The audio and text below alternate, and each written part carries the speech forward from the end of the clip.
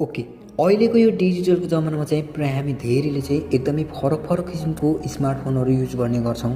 तर हामीले युज गर्ने स्मार्टफोनभित्र चाहिँ यति धेरै हिडन फ्युचर सेटिङहरू हुन्छ, जसमा केही सेटिङहरूलाई चाहिँ हामीले एक्टिभ गर्नुपर्ने हुन्छ भने केही सेटिङहरू चाहिँ अटोमेटिकली एक्टिभ भइरहेको हुन्छ। जसमध्ये तपाईँको मोबाइलमा रहेको यो एउटा इमर्जेन्सी कल।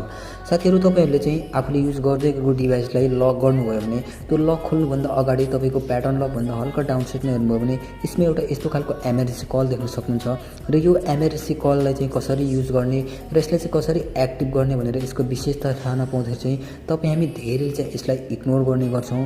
र आजको यस भिडियोमा चाहिँ म तपाईँलाई यो इमर्जेन्सी कललाई कसरी एक्टिभ गर्ने र यसलाई कसरी हामीले युज गर्न सक्छौँ भनेर तपाईँलाई म एक्सप्लेन गर्नेछु।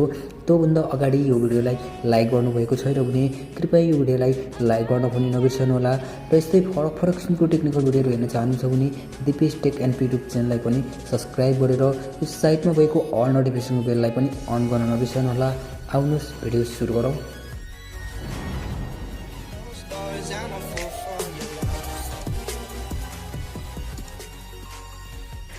ओके, यदि तपाईँको मोबाइल चाहिँ स्क्रिन लक भएको अवस्थामा चाहिँ तपाईँले आफ्नो मोबाइलको लक प्याटर्न खोल्नुभन्दा अगाडि हल्का डाउन साइडमा हेर्नुभयो भने एउटा इमर्जेन्सीको अप्सन देख्न सक्नुहुन्छ। यसमा एकचोटि प्रेस गर्नुभयो भने चाहिँ तपाईँले यसमा डायलर प्याडको अप्सन देख्न सक्नुहुन्छ र यसबाट चाहिँ तपाईँले कुनै पनि कलहरू तपाईँले गर्न सक्नुहुन्न। यसमा चाहिँ कुनै पनि नम्बरहरू एक्टिभ नगरेसम्म। तपाईँहरूले यो स्क्रिनमा देखिराख्नु भएको छ, यो नम्बरहरू चाहिँ मैले पहिल्यै इमर्जेन्सी कलबाट एक्टिभ गरिसकेको छु, जस कारण यसमा चाहिँ सो भइरहेको छ। र अब तपाईँ पनि केही नम्बरहरूलाई एक्टिभ गर्न चाहनुहुन्छ र तपाईँले पनि आफ्नो इमर्जेन्सी कललाई युज गर्न चाहनुहुन्छ भने अब तपाईँले चाहिँ आफ्नो मोबाइलको स्क्रिन लकलाई अन गर्नु होला। र आफ्नो मोबाइलको स्क्रिन लक अन गरिसकेपछि अब तपाईँले चाहिँ यो कन्ट्याक्टको अप्सन देख्न सक्नुहुन्छ। यो कन्ट्याक्टको अप्सनमा एकचोटि क्लिक गर्नु होला। र यसमा क्लिक गरिसकेपछि यो राइट साइडमा देख्न सक्नुहुन्छ यो तीनवटा डटको अप्सन, यसमा एकचोटि क्लिक गर्नु होला। र यसमा क्लिक गरिसकेपछि तपाईँले यो फर्स्ट अप्सन देख्न सक्नुहुन्छ, यो ग्रुपको अप्सन, यसमा पनि एकचोटि क्लिक गर्नु होला। र यसमा क्लिक गरिसकेपछि तपाईँले यो फर्स्ट अप्सन देख्न सक्नुहुन्छ आइसिई इमर्जेन्सी। र साथीहरू, यो तपाईँहरू धेरैले थाहा नहुनसक्छ यसलाई कसरी एक्टिभ गर्ने, यसलाई चाहिँ कसरी युज गर्ने भनेर म तपाईँहरूलाई म यसमा थोरै एक्सप्लेन गर्न चाहन्छु। यदि तपाईँले चाहिँ आफ्नो मोबाइललाई कतै हराउनु भयो या त तपाईँ कतै एक्सिडेन्टमा पर्नुभयो भने त्यो अवस्थामा तपाईँको कुनै व्यक्तिले तपाईँको मोबाइल भेटाइहालेको छ र तपाईँको फ्यामिलीलाई कन्ट्याक्ट गर्न चाहन्छ भने यस्तो इमर्जेन्सी एकदमै इम्पोर्टेन्ट नम्बरहरू मात्रै यसमा एड गर्नुपर्ने हुन्छ। या तपाईँले चाहिँ अरू पनि तपाईँको गर्लफ्रेन्ड या तपाईँको बोयफ्रेन्डहरूको पनि नम्बर एड गर्न सक्नुहुन्छ, जस तपाईँको मोबाइल स्क्रिन लक भएको अवस्थामा त्यो अवस्थामा पनि तपाईँले कन्ट्याक्ट गर्न सक्नुहुन्छ। र यसलाई कन्ट्याक्ट कसरी गर्ने भनेर म भिडियोको लास्टमा तपाईँलाई बताउने छु। यसमा चाहिँ म अगाडि तपाईँहरूलाई म नम्बर एड गरेर देखाउने छु। त्यसको लागि सिम्पली तपाईँले चाहिँ यो आइसिईको इमर्जेन्सीको अप्सनमा एकचोटि क्लिक गर्नु होला। र यसमा क्लिक गरिसकेपछि तपाईँले यसमा यस्तो अप्सन देख्न सक्नुहुन्छ।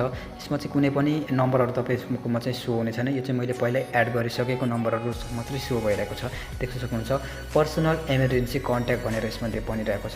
र तपाईँले चाहिँ यसमा पर्सनल इमर्जेन्सी कन्ट्याक्टहरूलाई मात्रै प्राय एड गरेको राम्रो हुन्छ। र अब केही नम्बरहरू एड गर्नको लागि तपाईँले चाहिँ यो एडिटको अप्सन देख्न सक्नुहुन्छ। यो एडिटको अप्सनमा एकचोटि क्लिक गर्नु होला। र यसमा क्लिक गरिसकेपछि तपाईँले एउटा यस्तो अप्सन देख्न सक्नुहुन्छ। तपाईँले एड गरेको नम्बरहरूलाई यो माइनसबाट तपाईँले रिमुभ पनि गर्न सक्नुहुन्छ। र तपाईँले यो प्लसको आइकन देखिराख्नु भएको छ, यो एड मेम्बर, यसमा क्लिक गरेर तपाईँले चाहिँ आफ्नो पर्सनल या तपाईँको फ्यामिलीको नम्बरहरूलाई यसमा एड गर्न सक्नुहुन्छ।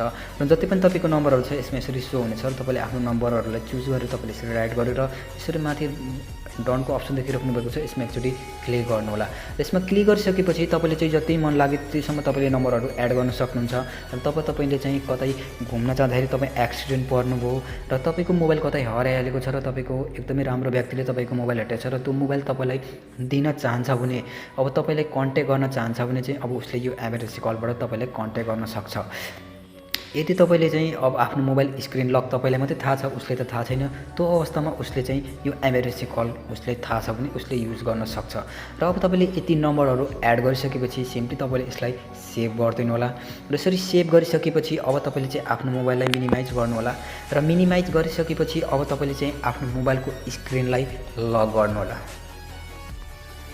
र साथीहरू तपाईँले चाहिँ आफ्नो मोबाइलको स्क्रिनलाई अनलक गर्नुभन्दा अगाडि हल्का डाउन साइडमा हेर्नुभयो भने यसमा एउटा इमर्जेन्सी कलको अप्सन देख्न सक्नुहुन्छ। यसमा एकचोटि क्लिक गर्नुहोला र यसमा क्लिक गरिसकेपछि यसमा चाहिँ तपाईँले एउटा डायलर प्याडको अप्सन देख्न सक्नुहुन्छ र यसमा चाहिँ तपाईँले कुनै पनि नयाँ नम्बरहरू या त कुनै यो एक्टिभिटी नगरेको नम्बरहरूमा डायल गर्नुभयो भने कुनै पनि नम्बरमा चाहिँ तपाईँको डायलै हुने छैन।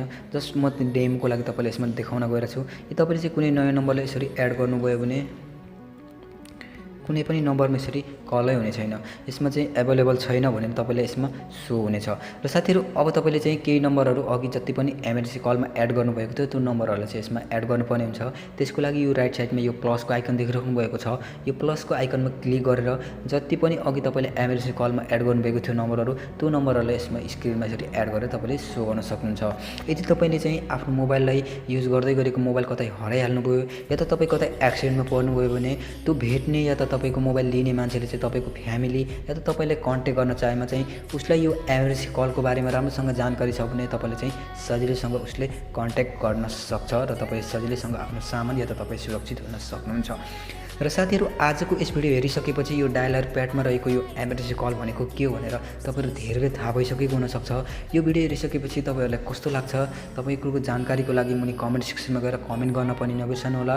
र जाँदा जाँदै एउटा म सानो रिक्वेस्ट गर्न चाहन्छु, यदि यो भिडियोलाई लाइक गर्नुभएको छैन भने लाइक गर्न पनि नबिर्सनु होला। र यो भिडियोलाई चाहिँ तपाईँले सक्दो सेयर गर्न पनि नबिर्सनु होला।